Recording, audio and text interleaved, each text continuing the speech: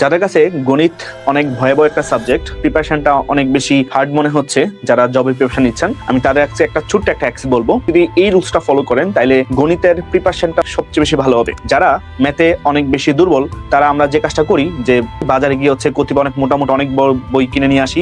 অনেক ম্যাথ থাকে, যে ম্যাথগুলো আসলে সলভ করতে গেলে আমাদের অনেক সময় লাগে। কয়েকদিন আমাদের অনেক বেশি মোটিভেশন কাজ করে, আমরা অনেক দিন ম্যাথ করি, কিন্তু পরে আমাদের মোটিভেশন কাজ করে না, আমরা ম্যাথ করি না বা অন্য কোনো সাবজেক্টগুলো পড়ি না। সো আপনার ম্যাথের বেসিককে সঠিকভাবে গ্রো করার জন্য আপনি যে কাজটা করতে পারেন, একদম শুরু থেকে আপনি ক্লাস 7 এর ম্যাথ বইটা দিয়ে শুরু করেন, তারপর আপনি ক্লাস 8 এর ম্যাথ বইটা শেষ করেন, তারপর আপনার ক্লাস 9-10 এর ম্যাথে যান। আর রিসেন্টলি বিভিন্ন পরীক্ষায় হায়ার ম্যাথ থেকেও প্রশ্ন আসে। তো আপনি যদি ক্লাস 7, 8, 9 সাধারণ গণিতগুলো যদি সলভ করে ফেলতে পারেন, পরে আপনার সময় থাকলে হায়ার ম্যাথে কিছু কিছু ম্যাথ প্র্যাকটিস, সব না, যে ম্যাথগুলো মোটামুটি রিপিটেশন আসে, বারবার আসে, ওই টাইপের ম্যাথগুলো সলভ করবেন।